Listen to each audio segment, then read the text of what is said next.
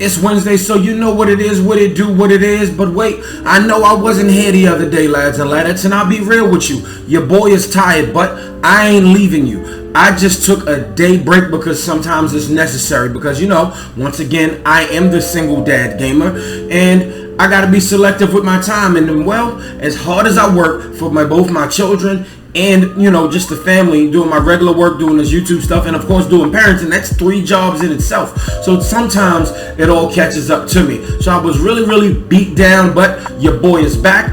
It is officially E3 week starting Saturday, and I got some great news to talk to you about. Ratchet and Clank news came out, okay, and we got some Horizon Forbidden West news talking about the differences between the PS4 and the PS5 version and some other stuff. Let's get into it. Alright, so if you followed your boy for a while, you know I'm a huge Ratchet and Clank fan, right? So I've played basically every one of them, except for that one that went on the Vita, and it was kind of like a tower defense one. I never came across to getting on around to that, because I just wanted a traditional Ratchet and Clank story. I even played the All for One. I played all of them. I love Ratchet and Clank. Well, in just 2 days' time, we will be playing Ratchet and Clank: A Rift Apart.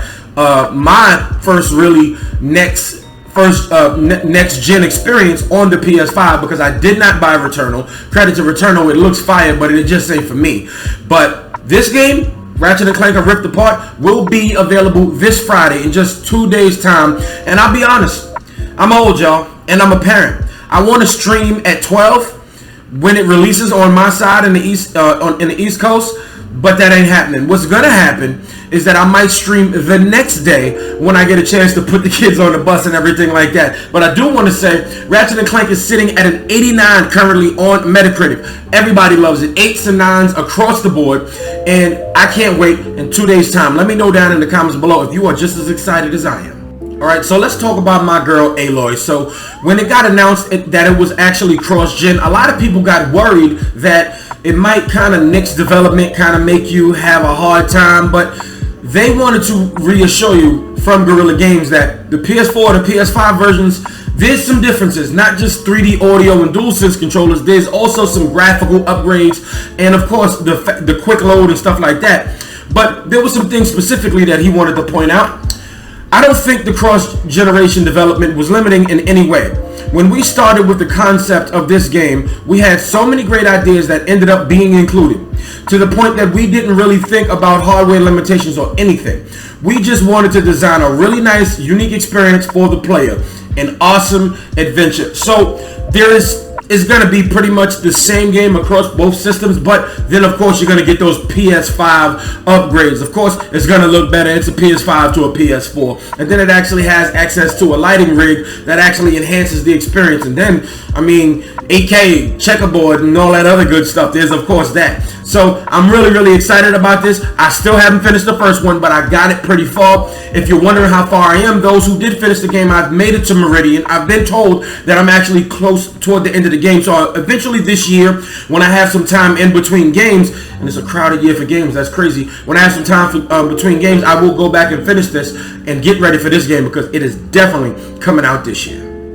Alright, lads and ladders, quick reminder that the Summer Games Fest officially takes place 2 p.m. Eastern Time tomorrow. Now, I'm excited about this just as all of you are, but I won't be able to watch it live as I will be at work. So, it's going to fall into the Friday news edition of Yesterday Today, and you will definitely hear about all of the great stuff that comes out about it. This is about to be a very exhausting week. I might have to take one day off after all of this is done, because I am only one man, one great man, but I will be doing coverage on Summer Games Fest and E3 and whatever else around all of this E3 week. It's going to be a crazy time. Be ready for coverage, and I got some gameplay coming from me for y'all.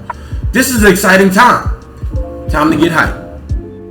Next up, let's talk about some Scarlet Nexus, right? So, last week, and you know, earlier this week, we heard that Scarlet Nexus might be coming to Game Pass, but that was always just a rumor, because that's why they're called rumors, because they're not always true, because, well, Bandai Namco said themselves that we have no plans to bring Scarlet Nexus to Xbox Game Pass at this time, and are excited for its launch on Xbox Series X, S, Xbox One, PlayStation 5, PS4, and PC on June 25th. Now, that's still very exciting, because I was paying for this game almost regardless, but if it was on Game Pass, that would have been a heavy hit. But I do say that They made sure they left it open to as for a possibility to put it on Game Pass somewhere down the line. But honestly, I'm buying this game on day one.